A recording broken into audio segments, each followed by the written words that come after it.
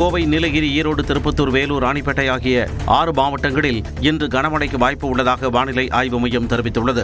சென்னையை பொறுத்தவரை நகரின் ஒரு சில இடங்களில் இடி மின்னலுடன் மிதமான மழைக்கு வாய்ப்பு உள்ளதாக கூறியுள்ளது. மேலும் வங்கக்கடலில் இன்று புதிய காற்றழுத்த தாழ்வு பகுதி உருவாகக்கூடும் என்றும் வானிலை ஆய்வு மையம் கணித்துள்ளது. சென்னையில் பல்வேறு இடங்களில் விடிய விடிய விட்டுவிட்டு மழை பெய்தது. வடபழனி, நுங்கம்பாக்கம், தியாகராய நகர், வள்ளுவர் கோட்டம், அண்ணா சாலை, காமராஜர் சாலை, தேனாம்பேட்டை உள்ளிட்ட பகுதிகளில் மழை பொழிந்தது. புறநகர் பகுதிகளான பெருங்களத்தூர், வண்டலூர், குரோம்பேட்டையிலும் இடி மின்னலுடன் மழை பெய்தது.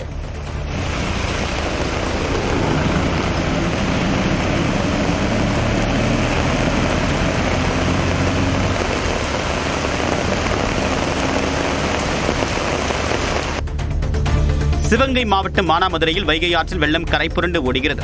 குறிப்பாக கீழ்பசலை மது அணையில் 2 கரைகளையும் தொட்டபடி நீர் ஆர்ப்பரித்து செல்கிறது. இந்நிலையில் தடுப்பணையில் தாவிச் செல்லக்கூடிய மீன்களை அந்த போது இளைஞர்கள் வலை போட்டு அள்ளிச் சென்றனர்.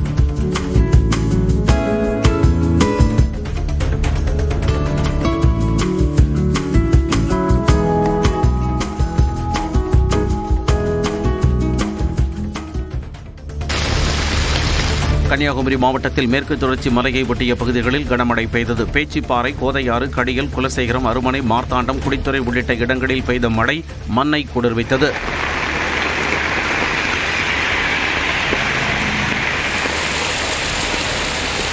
வேலூர் சுற்றுவட்டார பகுதிகளான பழைய பேருந்து நிலையம், கன்சால்பேட்டை, சத்துவாச்சாரி, காட்பாடி, வேலப்பாடியில் மழை பெய்தது. பொன்னை, குடியாத்தம், அணைக்கட்டு, வேலங்காடு, பள்ளிகொண்டா உள்ளிட்ட புறநகரிலும் பலத்த காற்றுடன் மழை பொழிந்தது.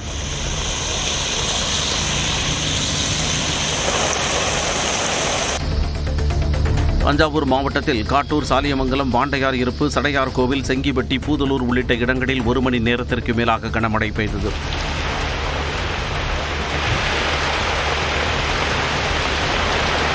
சிவகங்கை மாவட்டம் காரைக்குடி சுற்றுவட்டார பகுதிகளான கடனிவாசல், செக்காரை ரோடு, பேயன்பட்டி, ஆவிடை பொய்கை, நங்குபட்டி உள்ளிட்ட இடங்களில் மழை பொழிந்தது.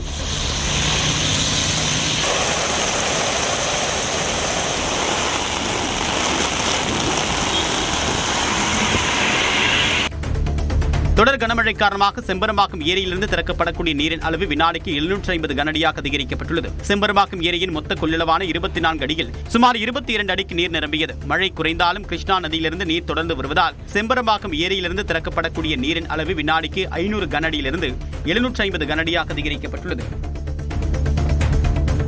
காவிரி நீர்பிடிப்பு பகுதிகளில் மழை பெய்து வருவதால் ஒகேனக்கல் காவிரி ஆற்றில் தண்ணீர் வரத்து வினாடிக்கு 43,000 கனஅடியாக அதிகரித்துள்ளது. ஒகேனக்கல் அருவிகளில் வெள்ளப்பெருக்கு ஏற்பட்டுள்ளதால் பிரதான அருவிக்கு செல்லும் நடைபாதையின் மீது தண்ணீர் வேகமாக செல்வதுடன் பிரதான அருவி, சினி அருவி, ஐந்தருவி பகுதிகளில் தண்ணீர் ஆர்ப்பரித்து கொட்டுகிறது. இதனால் சுற்றுலா பயணிகள் மற்றும் பொதுமக்கள் அருவிகளில் குளிப்பதற்கும் பரிசல் பயணம் மேற்கொள்வதற்கும் தடை நீட்டிக்கப்பட்டுள்ளது.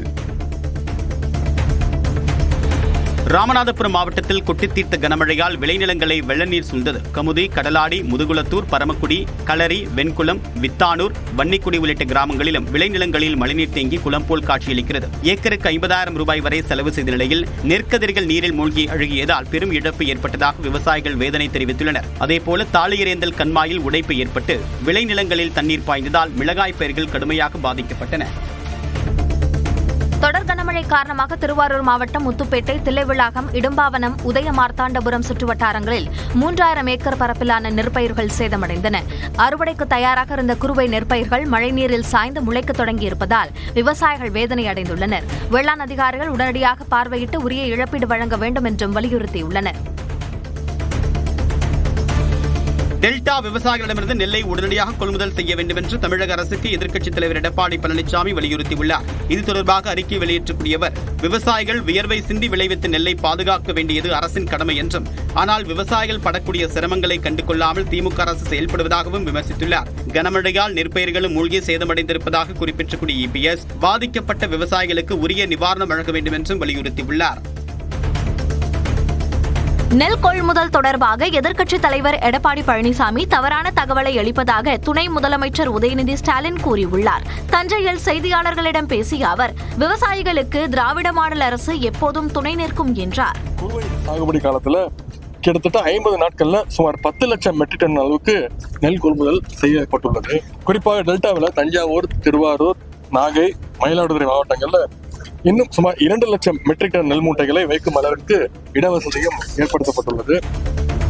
தமிழகத்தில் நெல்லின் ஈரப்பதம் குறித்து ஆய்வு செய்ய மத்திய அரசு குழு அமைத்துள்ளது. தமிழகத்தில் 17% ஈரப்பதம் உள்ள நெல் மட்டும் கொள்முதல் நிலையங்களில் வாங்கப்படும் நிலையில் மழை காரணமாக அதை 22% உயர்த்த விவசாயிகள் கோரிக்கை விடுத்தனர். இதுகுறித்து உரிய நடவடிக்கை எடுக்கப்படும் என்று தெரிவித்த தமிழக அரசு மத்திய அரசிடம் வலியுறுத்தியிருந்தது. இந்நிலையில் நெல்லின் ஈரப்பதம் குறித்து ஆய்வு செய்ய மத்திய அரசு தலா 3 பேர் அடங்கிய 3 குழுக்களை அமைத்துள்ளது. உணவுத்துறையின் துணை இயக்குநர் தலைமையில் 2 குழுக்களும் உதவி இயக்குநர் தலைமையில் 1 குழுவும் அமைக்கப்பட்டுள்ளது. சென்னை மணலி பகுதியில் குடியிருப்புகளை வெள்ள நீர் சூழ்ந்ததை அடுத்து பொதுமக்கள் வீடுகளை விட்டு வெளியேறினர். தொடர் கனமழை காரணமாக நீர்வரத்து அதிகரித்ததால் புழல் ஏரியிலிருந்து நீர் திறக்கப்பட்டது. இதனால் மணலி அடுத்த பாலசுப்ரமணியம் நகர் பகுதியில் புழல் ஏரியின் உபரிநீர் வெளியேறி சுமார் 500க்கும் மேற்பட்ட குடியிருப்புகளை சூழ்ந்தது. இதனால் அந்த பகுதி மக்களின் இயல்பு வாழ்க்கை கடுமையாக பாதிக்கப்பட்டது.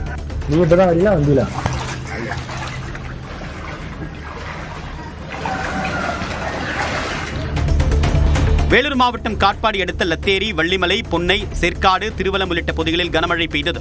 இதனால் நிக்கல்சன் கால்வாய் நிரம்பி கன்சால்பேட்டையில் உள்ள குடியிருப்புகளை மழைநீர் சூழ்ந்தது. தகவல் அறிந்து சென்ற தீயணைப்புத் துறையினர் அந்த பகுதியில் சிக்கிய மக்களை மீட்கக்கூடிய பணியில் ஈடுபட்டனர்.